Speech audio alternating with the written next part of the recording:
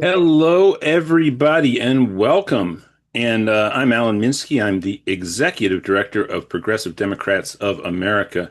And we are with you today to highlight really one of the most important issues in our society and in the world.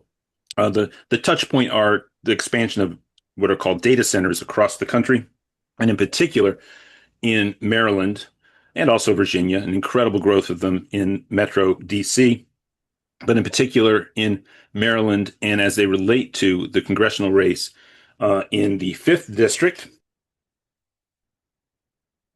Steny Hoyer, I think since the beginning of the U.S. Congress almost. He's been there a very, very long time, and it's open now. And we have a fantastic candidate who's running in that district, Wala Blegay, who's going to join us. And it's a situation where, and this is happening all over the country, where the Democratic primaries are very much imbalanced by large,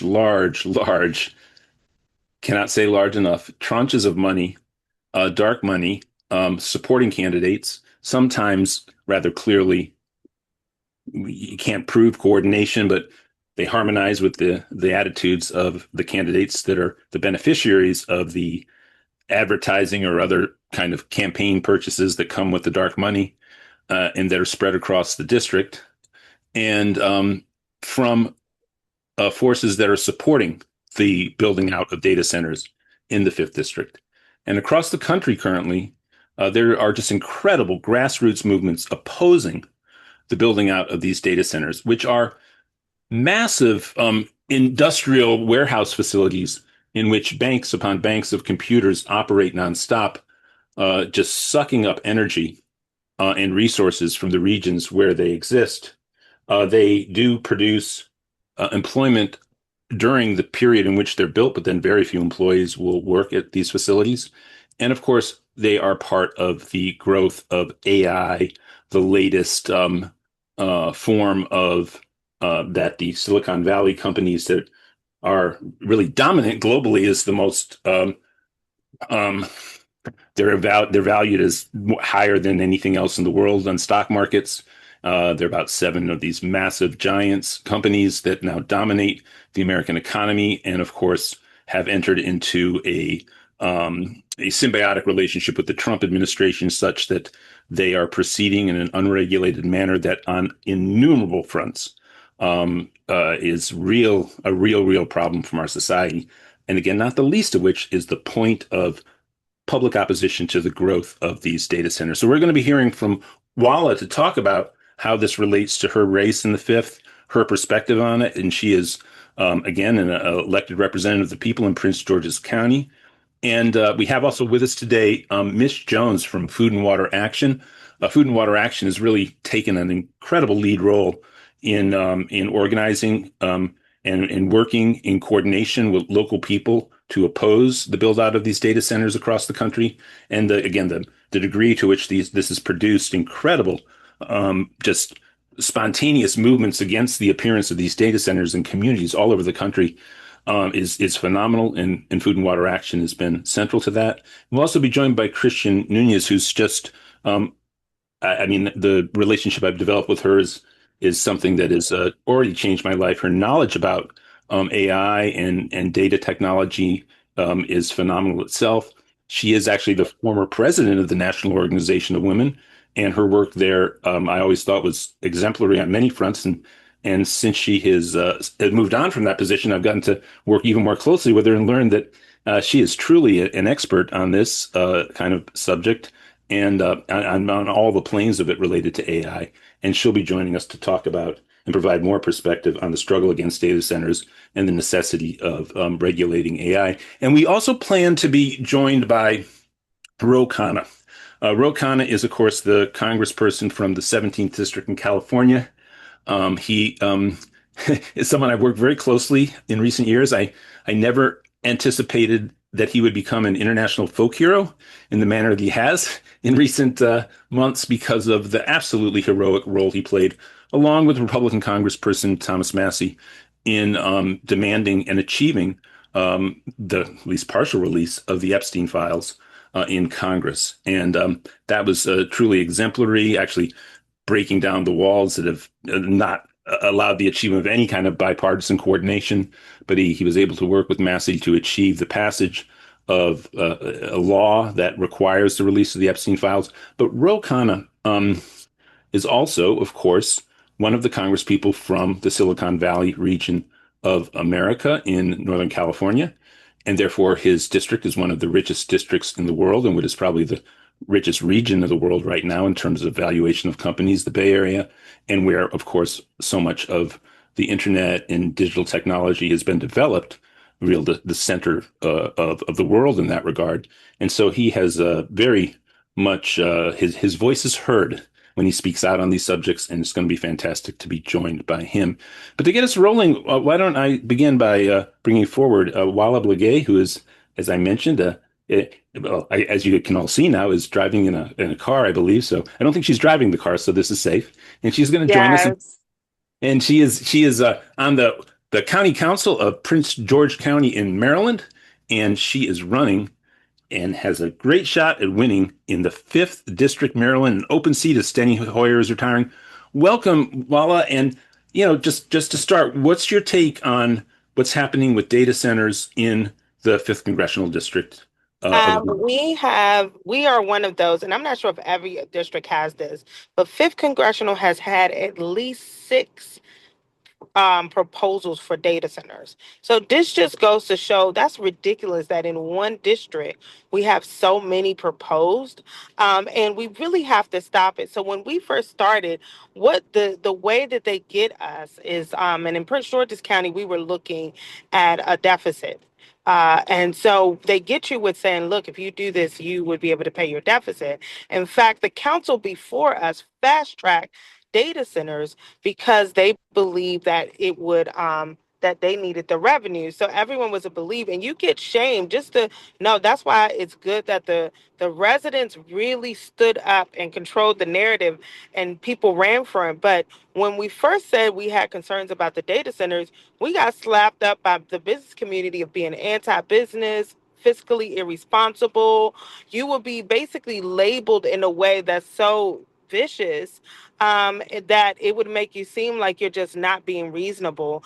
I would say this: I'm a labor lawyer. I represented nurses for years. I was basically attacked by unions who said that we should make sure we have that. The issue we had, there were two big things that we saw immediately, that we thought was concerning. Number one, our grid. Our grid is overpowered. I see we got some Virginians on here, but Virginia, you are to blame.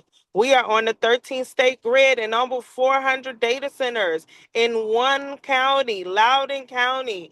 Next is Prince William County. So when we're looking at those, we have a grid that has so many data centers on it, and they're mostly hyperscale. And what the administrator of PJM, that is the administrator for our grid, told us clearly. They said that right now the grid has so much pressure on it because regular data centers were replaced by hyperscale data centers that were built within 24 months.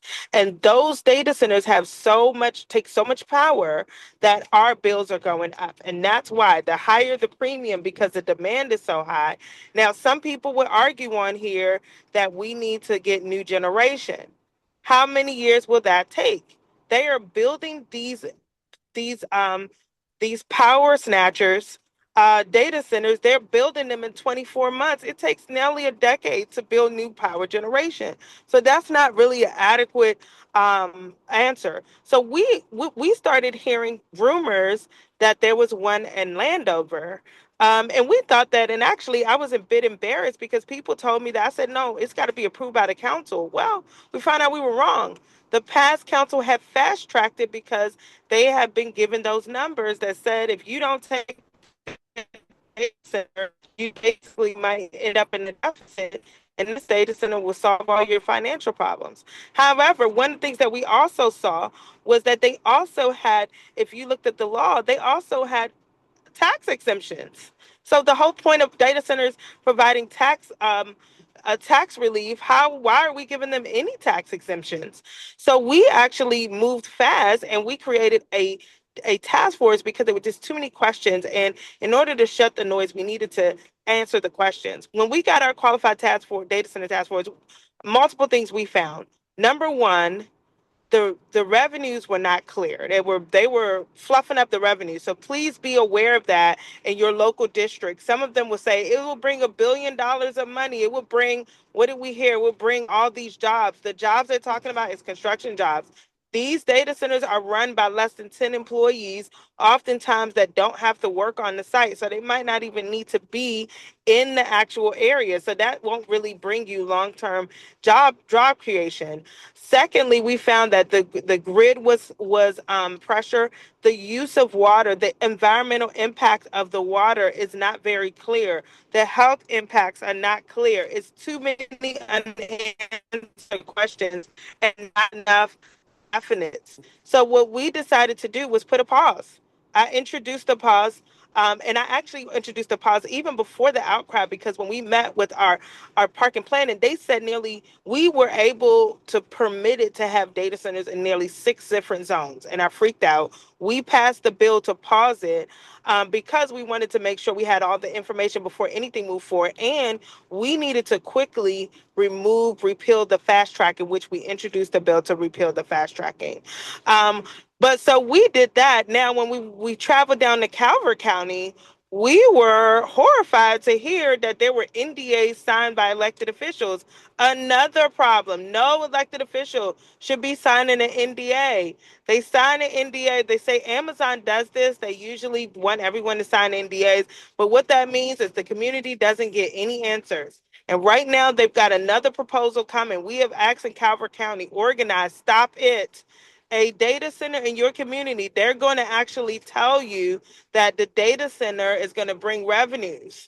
But you don't know how many revenues. There are tax exemptions. Not only did we find a tax exemption that they had in Prince George's, there is a statewide tax exemption that had been passed before that needs to be repealed.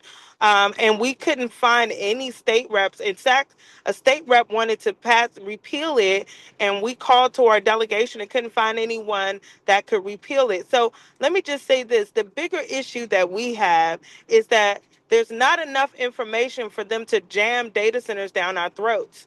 And it doesn't bring jobs, and it does put a lot of pressure on your electricity grid. And we don't know this water situation, and recycled water might not be safe. So what we're saying is that there needs to be a pause. The pause needs to be at the federal level. The reality is that these local officials are being dangled with dollars. And I will tell you, everyone is facing deficits. Everyone is facing tight. It's going to be hard to have a council member or a county executive continue to say no. We are asking the federal government needs to step in. The number one thing we need to do, Senator Sanders and AOC's bill needs to pass. Moratorium. We at the local level do not have the resources to do the research to get all the answers. The federal government needs to provide answers. And the answers needs to be, what is the impact of this grid? We cannot have, the reality is that, and I would say that there are other issues, and I understand some people will be critical to say, what about environmental issues? But I've got seniors that are on fixed income seeing $1,000 bill. I cannot understand how a billionaire is eating up, is living again like fat cats in their homes, getting billions of dollars from these data centers, and our seniors are paying $1,000. I even got a $400 bill a couple months ago. So the reality is that if they really care, we shouldn't even have a tax exemption. In fact, they should be offering to pay our bills. Pay the bills. They're Wala, not paying the bills. Sorry. I'm on the well, rant now. I hate to interrupt because you're on a roll, but I'm so sorry.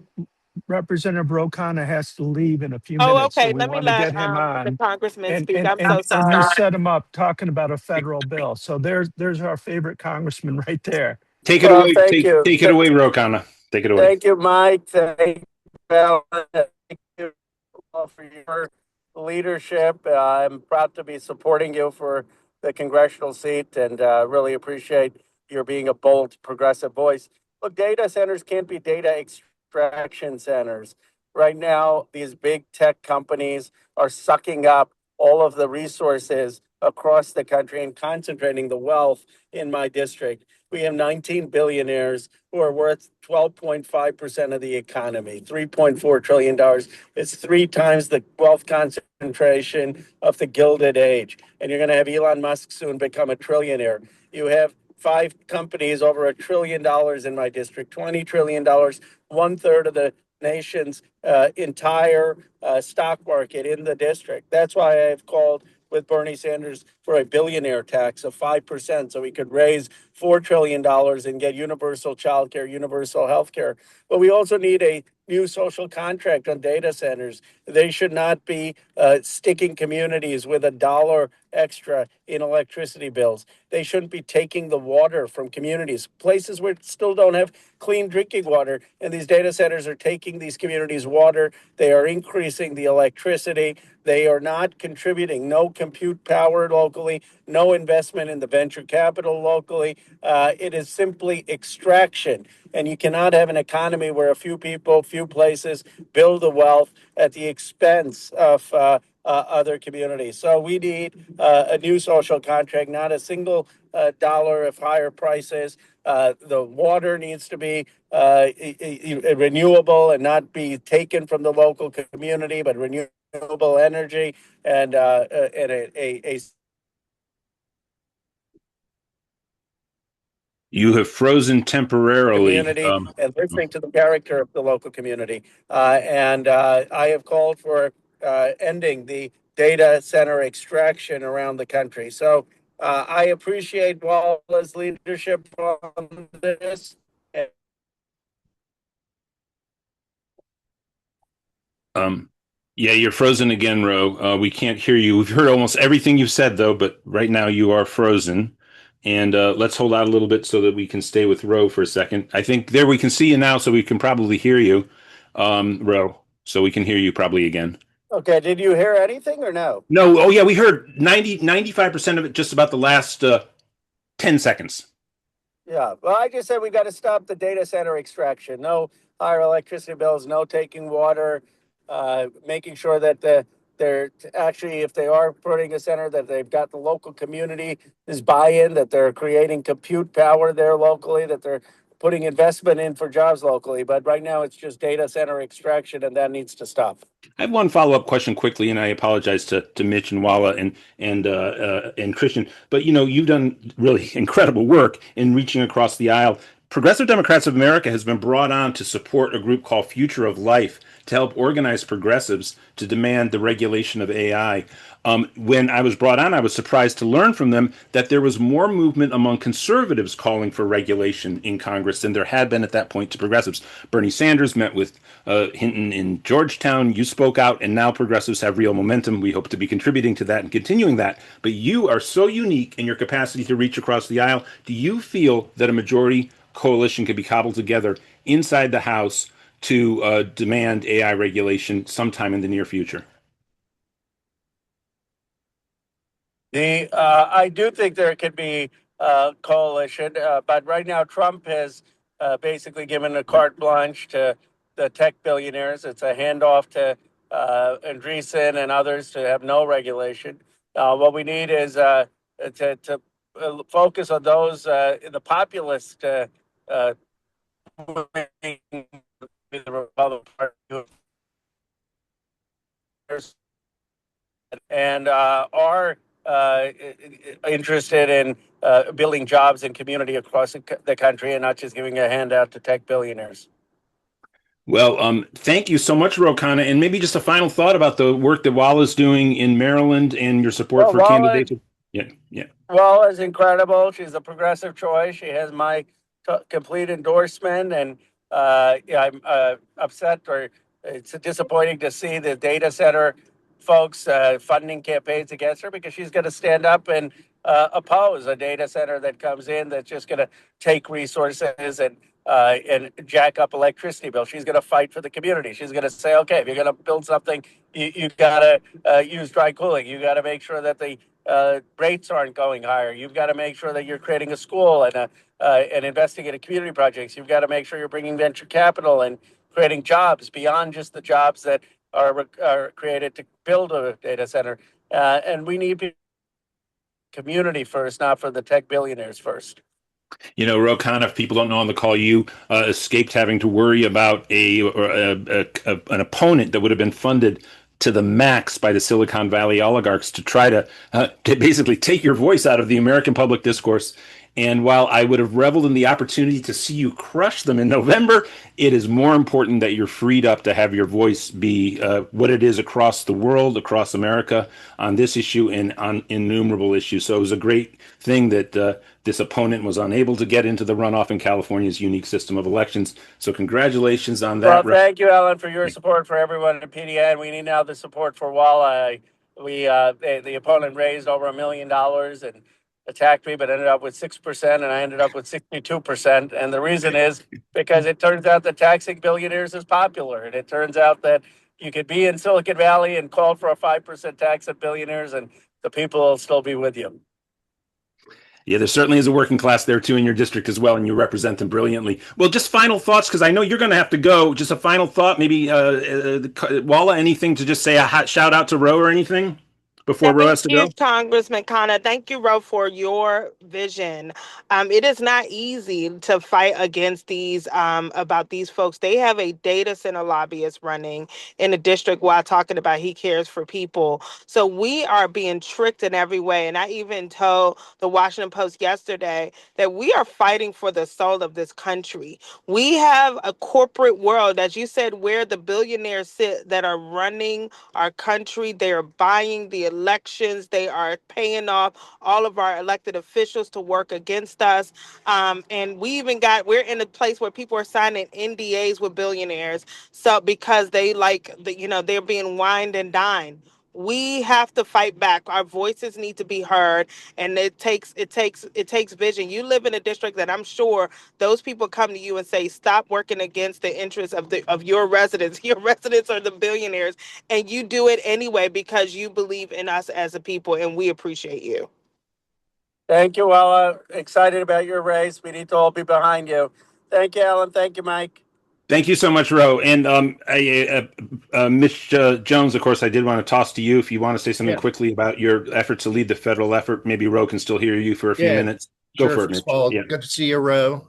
Glad you won. We did endorse you again. And thank you for all the work that you do with us at Food and Water Action over the years. You're terrific. Yeah, looking forward to going back next Congress and doing some good work on this. So I just wanted to say about this national call for a nationwide data moratorium. You know, Food and Water Action was actually the first organization to call for a nationwide moratorium. We led a campaign last fall that got 230 organizations across the country send a letter to Congress calling for a moratorium. A week later is when Bernie announced that he was going to push for a moratorium.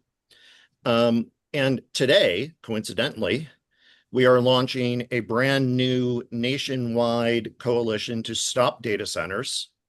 Over 500 organizations in 47 of the 50 states, and we just lost Ro, have signed on. There is an event tonight at 7 o'clock for the Stop Data Center Coalition, which I think maybe will be getting put into the chat here if people want to join that. And I just want to, reiterate what both Ro and Wala have said. We are taking on the richest and probably most powerful industry to ever exist in this country. And we are winning. I want to make that clear. We are winning. Even though Janet Mills vetoed the Maine moratorium, it passed. We just passed a one-year moratorium in New York State.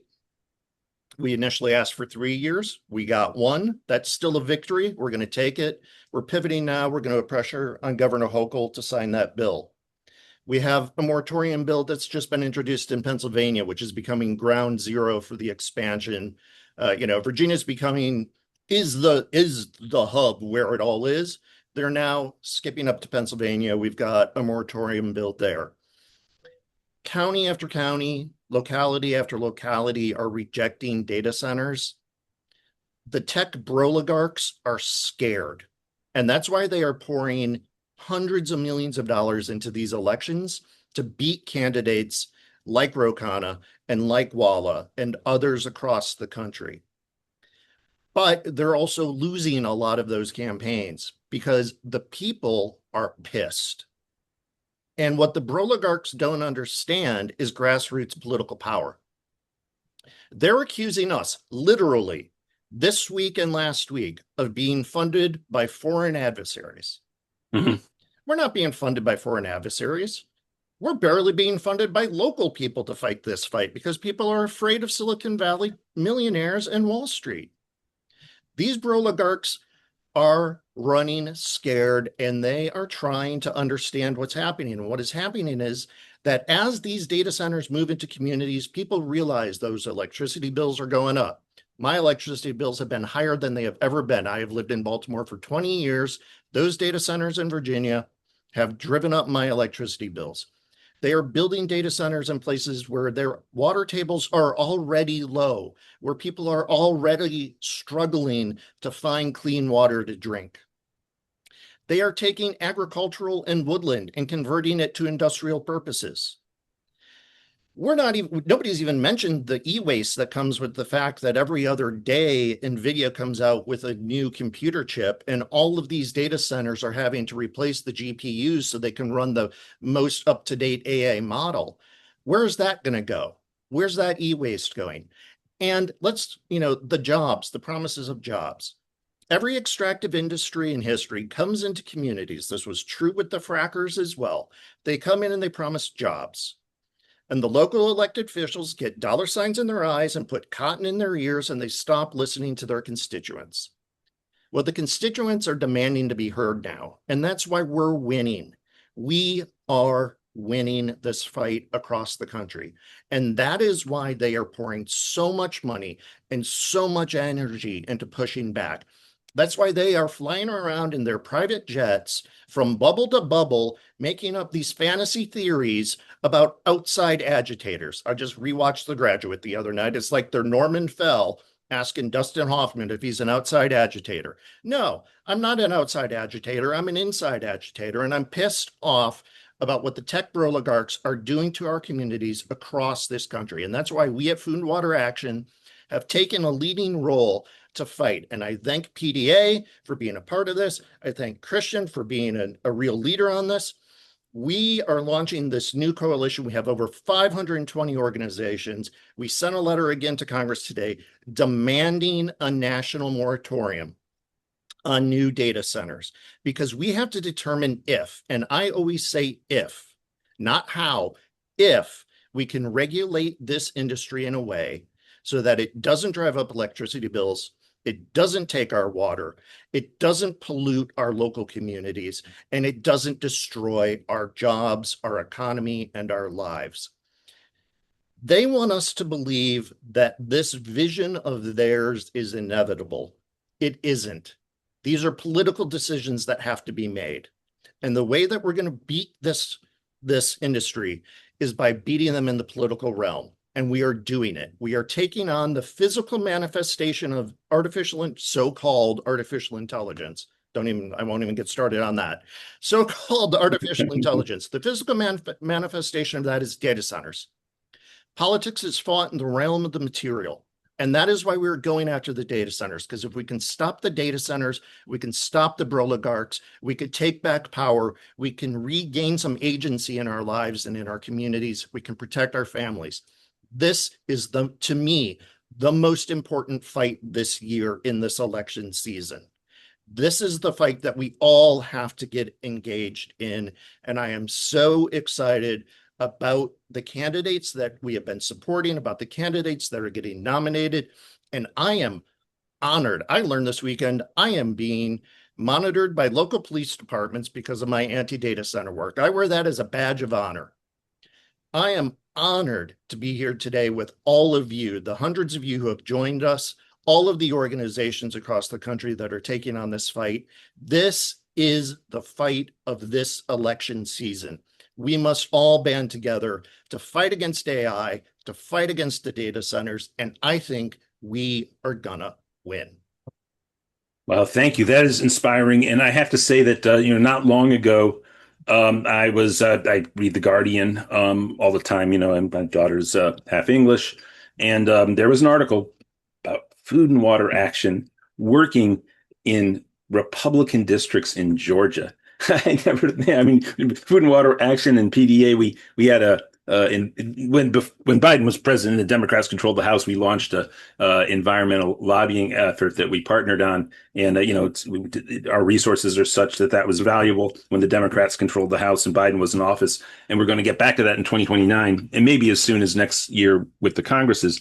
But there's no point wasting our energies when Food and Water Action can be out in the country helping lead these things so brilliantly, these mobilizations against data centers, rather than in Mike Johnson's Congress, where, as Ro pointed out, nothing goes forward because he does whatever Trump wants. Now, Christian Nunes is just a spectacular activist and organizer that I've gotten to work with on a number of planes, and I've been thrilled. I mentioned the relationship the PDA has with Future of Life. That's entirely thanks to Christian and having introduced me to the folks over there, and her groundbreaking work in really foregrounding the some of the many flaws that aren't the focus necessarily of this call that exist within AI and that are so dangerous about AI, but also, of course, in combating the deep fakes that they produce and the danger that represents to women.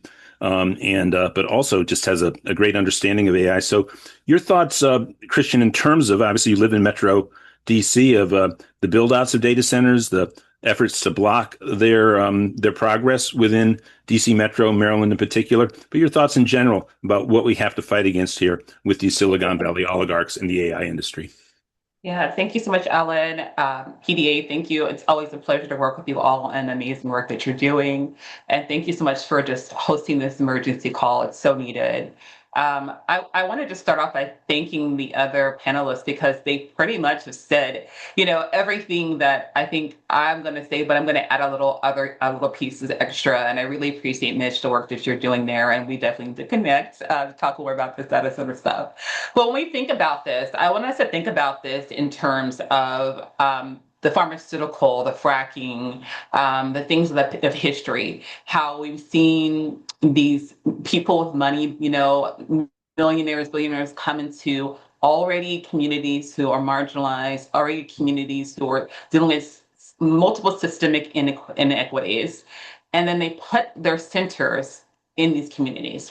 So I want us to think about this from a value place, right? How do we value each other? How do we value people when we intentionally go to communities that are already receiving less resources, that are already receiving less services, already struggling, have food deserts, have all kinds of things already existing because of how we value, right, marginalized communities. And then we go put these plants. You put these centers in these plants. So data centers, is like Mitch said, it's a new thing. It is going to be, I think, one of the worst and biggest things if it does not get regulated and controlled that we're going to see in our country. Even when we look at this globally, other countries are not allowing that many data centers into their cities and into their towns. It is the United States of America, how we are funded by these oligarchs and people with billionaires who are buying out, or buying, right? And then therefore, we're seeing this increase happening. So when we think about this, I want to think from a value perspective of what data centers are doing. And I also want to think about how we are already creating even more systemic inequities when we go to communities of color.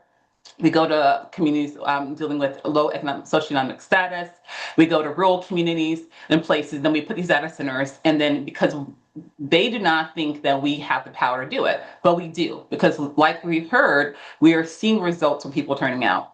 A couple other things I want to point out is, like, we know that the top 4 concerns are water, electricity, health, and the farmlands, agricultural concerns.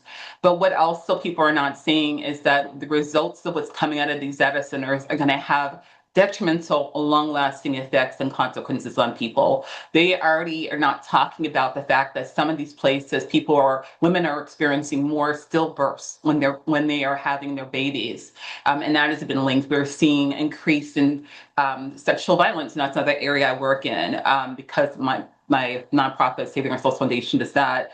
And because of the man camps that have long been known from way back with what happens when they come to the construction sites, and you see increase in trafficking, you see increase in rape, you see increase in domestic violence occurring when they bring in these temporary workers, man camps, to work in these places. And it has been linked, and this has gone out through history. If we look at missing and murdered Indigenous women, and when they go into the reservations and near the reservations, that is the exact result of when you bring in temporary workers who come into these communities and exploit the people in the communities. This is what we're seeing with data centers, the same exploitation that's occurring, and not allowing people to be informed. Intentional disinformation by telling them they're going to bring these amazing jobs. We know the construction jobs are just temporary, and the positions that actually will be required in the centers are specialized, so you're not going to get as many people from your community going to be part of that. So I think we have to look at this as how we're going to come together and mobilize to stand up and remind them the power of the people. We have to remind them of our power. We have to remind them what we're capable of, because when it has happened, once again, we are winning, as it's been clearly said already. So I just want us to really think about those things. And one other thing I just want to think about is the health. Because when you're thinking about health, demolition and construction sites, soil has aspergillus fungi in general. And then when you start digging demolitions or and the construction sites, what they're seeing is that fungus is coming up and it's airborne.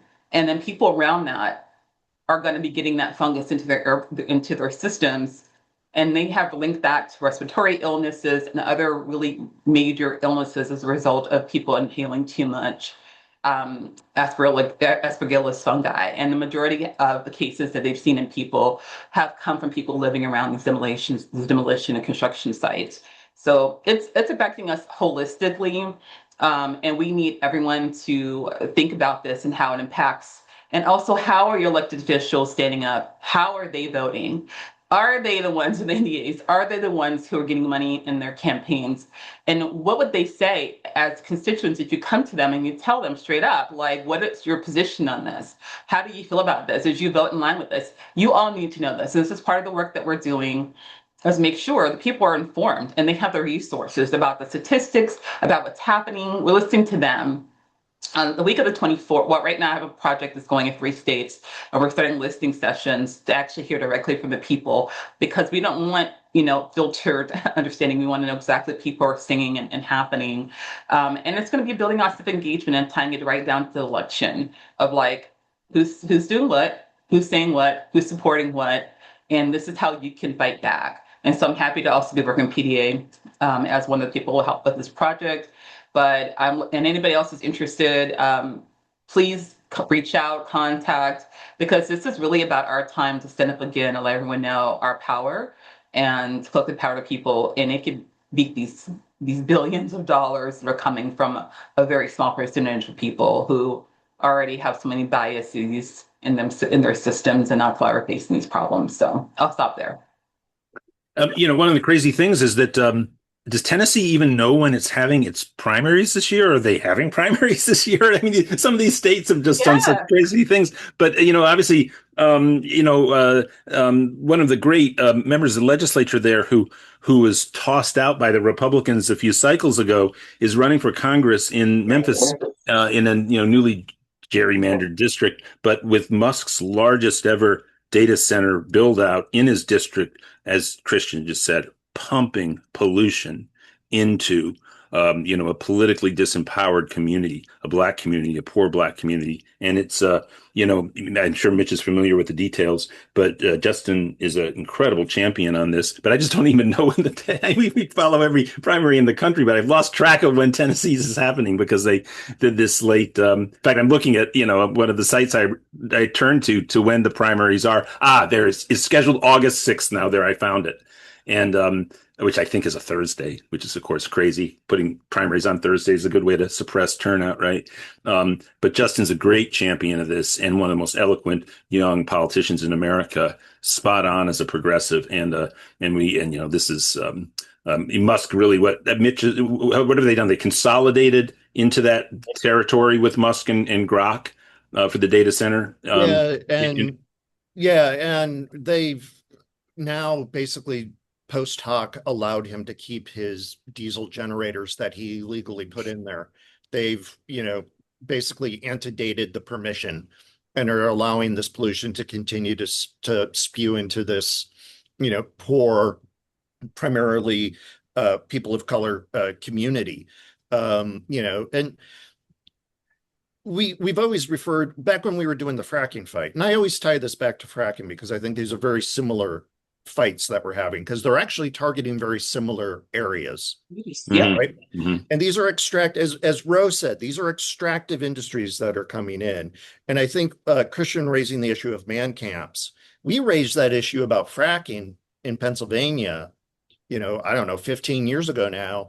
I remember I was in Annapolis giving testimony for the fracking ban that we passed here in Maryland, and I got laughed at by members while I was giving testimony about the increase in STDs and sexual assaults because of the man camps. We were being made fun of because we were talking about those issues, but it's a vital issue. The Trump administration, the pro data center politicians of both parties, and I want to be clear. Yeah, I want sure. to be clear, both Right. parties. Sure.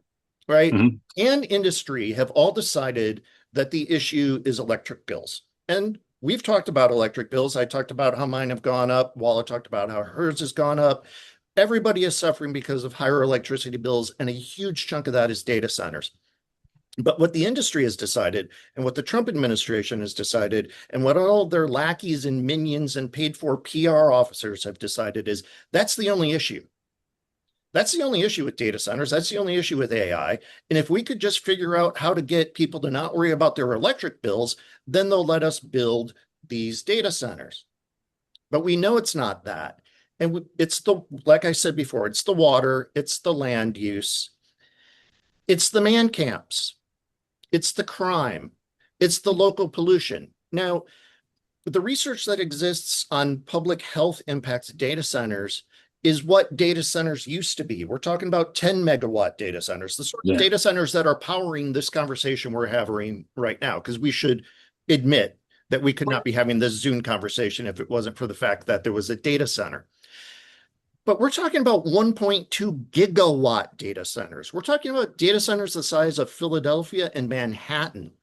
And if we're already seeing increases in rare types of cancer, if we're already seeing increases in miscarriages and low birth rates around the type of data centers that already exist, can we possibly imagine when you multiply that by hundreds and thousands, what that's going to do to the health of those communities? We call them sacrifice zones. Right.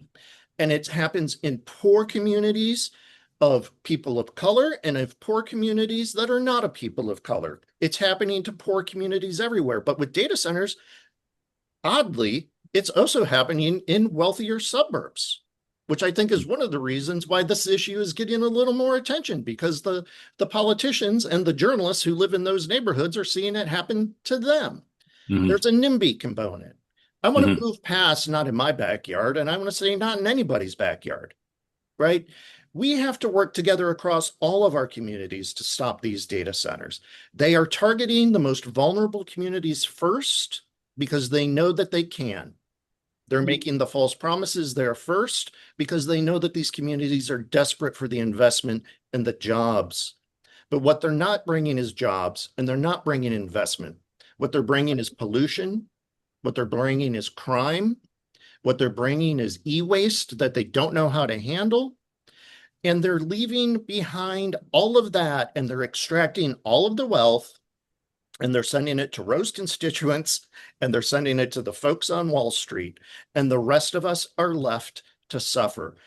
Food and Water Watch did research earlier this year. We looked at Virginia because Virginia is the real focus so far of data centers. I put this in the chat, but what we discovered is that for every permanent job, so not the construction jobs, the permanent jobs in data centers in Virginia, and we estimate there's the most recent information is from 2024. Fewer than 8,000 people in Virginia have permanent jobs in the data center industry. The amount of investment per job was $13 million. $13 million to create one job. They aren't creating jobs.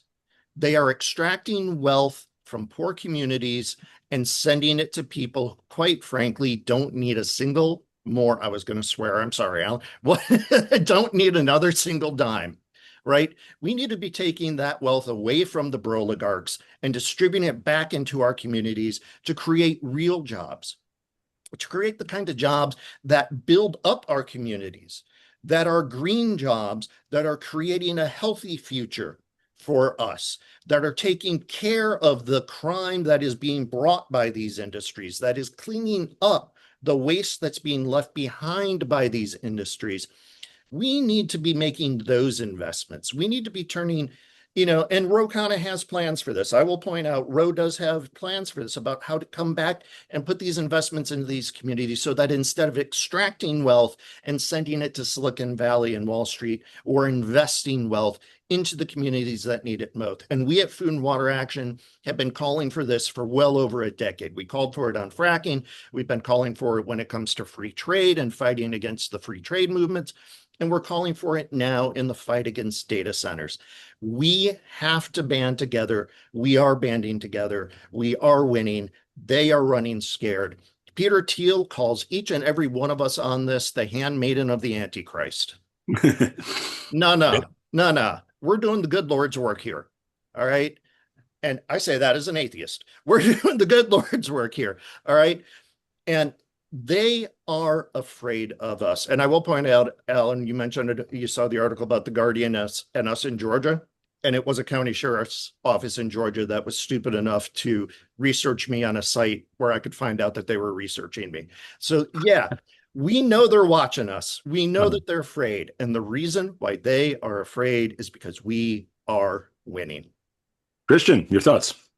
Yeah, thank you so much for that, Mitch. I just wanted to bring up two things, and one was about the e-waste, is that what's actually happening, and I spoke with some people in one of the states I'm working with is Texas, and what they're doing is turning certain small towns with low populations into their dumping sites for the e-waste. So even though people still live there, they're declaring that those towns can be the waste dumping sites. And so I want us to think about too, like how that affects the people there. Like just because a town only has a population of 8,000 doesn't mean that you have a right to dump waste in that town. We see this so much in West Virginia, and the small towns, that are happening there with other plants. And then the other thing too is that I think we need to really hone into the part about reciprocity, because as we continue to look at this, they're pulling resources from communities.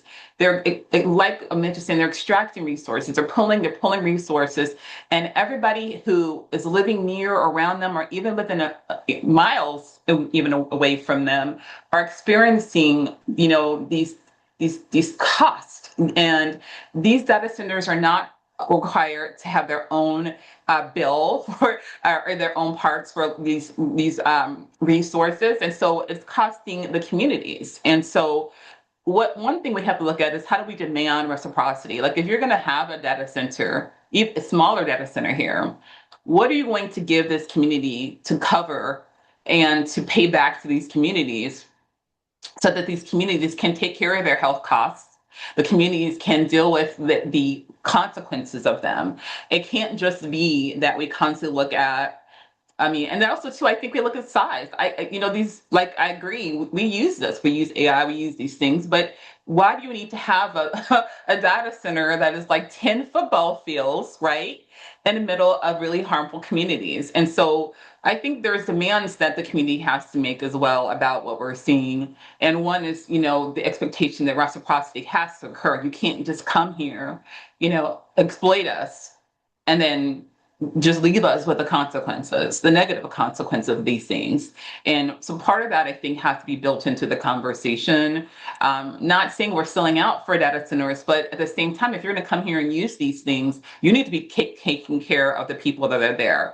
You need to be making sure that you are covering your own electricity, you're covering your own water, that you're not doing them right in the middle neighborhoods where they are creating health risks. Those things have to be demands. I think communities have to say, we can't just let them come in and make false promises and then look at us as like it doesn't matter because of who we are or what we represent. Values, right? We have to start to make a demand that we know our value, we know where we stand, we know what we're worth, and so we're going to demand certain things. And I just want to put that in there. Well, thank you so much. And Mitch, please continue if you'd like. Now, I know that we have Ro, of course, had to leave, and Wala also has had to leave. And so maybe Mike Hirsch, before we close out at the top of the hour, so we have about 9 minutes left, if you can just gather up all the information for everybody on the call to understand how they can, contribute as volunteers, maybe make donations to Wala Blegay's campaign in Maryland's 5th, and also possibly to support PDA as we support Wala Blegay, because we have an option to have a split donation, because we also will be working to support our endorsed candidate Wala Blegay in Maryland's 5th district. A very important election on these issues, and also a very, very important election because Wala is just an exceptional public servant, and her voice will be a brilliant, brilliant addition to the U.S. House of Representatives. And yes, a little bit of Schadenfreude to replace Steny Hoyer with such a great congressperson. Mitch. Yeah, I did see people asking, this is emergency meeting, what can we do? So I did just stick back in, and I know that they had been put in the chat earlier, some links to some things on our website, our sibling organization website, which is Food and Water Watch. The IRS is picky, so I'm here today as Food and Water Action, but our sibling organization, Food and Water Watch. So it's foodandwaterwatch.org, or you can go to foodandwateraction.org to see our political work. Well, you're our guest on this platform, so you're in the clear. Yeah. I'm on the clear here, but we do have a web piece on how to stop a data center in your community. I put the link in for that. I mentioned that tonight at 7 p.m. there is a kickoff meeting for the new nationwide Stop Data Center Coalition. Like I said, we already have over 500 organizations signed up for that. There is a meeting. I think PDA has a meeting tonight slightly after that. So maybe you could spend your night doing some good progressive work with the Stop Data Coalition and then with PDA. We're part of the Stop Data Coalition. And yes, you are part of the Stop Data Coalition. Yes, you are. We have always been happy to work with Alan and with the Progressive Democrats of America. We have a former PDA I believe board member who's now one of our board members, Russell Green. So, we have real close affinity with PDA and work together over the years. But I just, want to reiterate again, these people are telling us, and the media believes them, that this is inevitable, that we have to accept their vision of our future world. People call it an ideology. I call it a theology. They're worshiping a false god, and it's called AI, and they're doing it on behalf of profit. What we need to do is band together and undermine them. We have to do this. We have to do it locally in your own community. Talk to your neighbors about what data centers coming into the community means. Show up at your city hall and tell your city councilors, hell no, do not accept a data center. And by the way, I think that non-disclosure agreements that Wala was talking about for public officials should be banned. No public official should be allowed to say they will not speak about a public issue. You work for us, not for Jeff Bezos. Right. They should be banned. And there should be a law in Congress to do that. I don't know if there is one yet. Ro's not on here, but I'm going to text his LD the moment we're done here, and we're going to get to work on that. But, that's again why Wala's such a fantastic advocate for people. She really approaches it from the very much the average person's level, and she feels the overwhelming of that average person, average household by these powers and forces. Go ahead. Sorry to interrupt. No, that's perfectly fine, Alan. And LD, by the way, stands for Legislative Director. Sorry, I was doing inside Washington, D.C. speak there. You got to talk to your county level people, and then you got to talk to your state level people, and then you got to talk to your governor, and you got to talk to your member of Congress and your U.S. senator. We have to tell them all, because what they're doing is they're taking meetings with Sam Altman and Elon Musk and Jeff Bezos, And they're being told a fantasy about what that world will look like. They're being told it's going to be heaven, when in point of fact, they're creating hell on earth. And the fact of the matter is, I'm going to go ahead and say it. They're creating hell on earth just because Mark Zuckerberg couldn't get a date at Harvard. That's how this all started. He created Facebook because he couldn't get a date. They're creating AI because they can't find anybody who wants to talk to them. These billionaires are used to having to pay for everything. They don't understand the grassroots outrage that this meeting is demonstrating, and that this campaign across this country is showing every day. We are beating them, and they cannot comprehend as they fly in their private jet from island to island. I don't know whose islands they're going to now, but we know where they used to. They cannot comprehend what is happening. So they're pulling out the old playbooks. They're hiring the PR agents. They're sending people into communities. They're buying band uniforms for the high school. They're doing everything that every extractive industry that's ever come before. They're offering job training. What's the job training in? Artificial intelligence. It's not for any real job. They're just looking to train you to use their products so they make more money. Mm-hmm. It's lies. It's lies. It's lies. We know it is. They know it is. We have to get our local elected officials from the lowest level to the highest level to listen to us. And when they do, we win. And that's why they're running scared. And that's why they're spending so much money.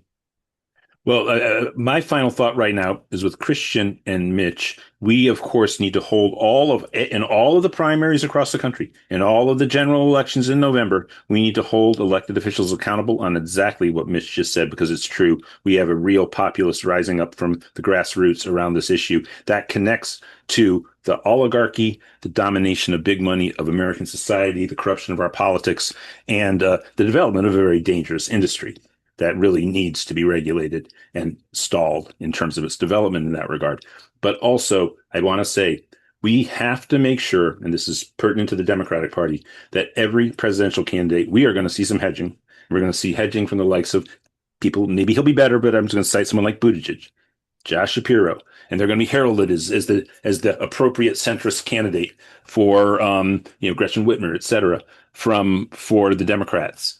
I don't know how any of these people particularly stand on this issue, but I'm imagining it's not as good as Ro, it's not as good as Bernie, it's not as good as Christian Nunes, and it's not as good as Mitch Jones and or Wala Blegay. And we need to make sure that the people's voices are heard on this issue, because every election this year is central, but the presidential election is the silver bullet by which we can really, really force these issues.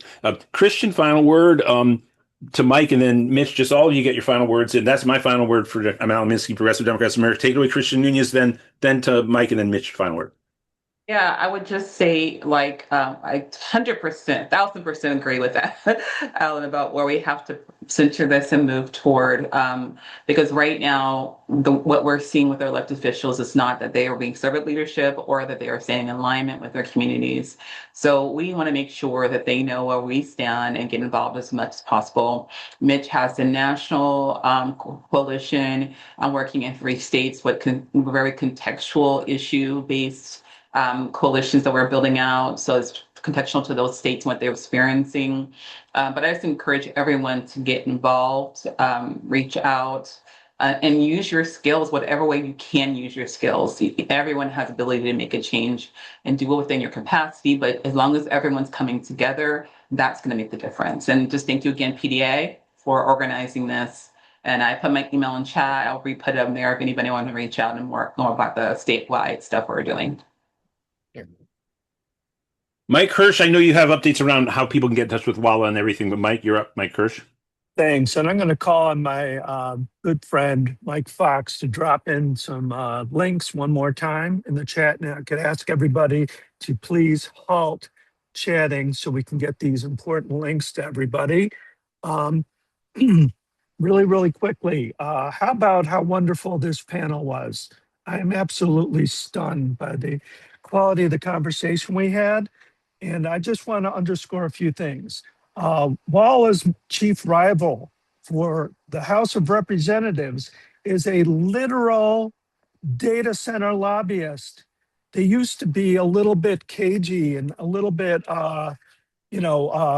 clandestine about how these oligarchs, as Mitch says, try to control us.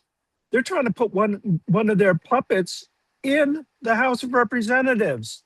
We can't allow that to happen. Mike Fox, if you could please drop in a link so people can help Wala. She's being outspent by these crypto bros, these oligarchs, and a literal lobbyist. It's ridiculous. I've worked on Capitol Hill for years. I've never seen anything like this. That's one thing. Another thing is, this is part of an ongoing effort to make us all pawns in this oligarchs game.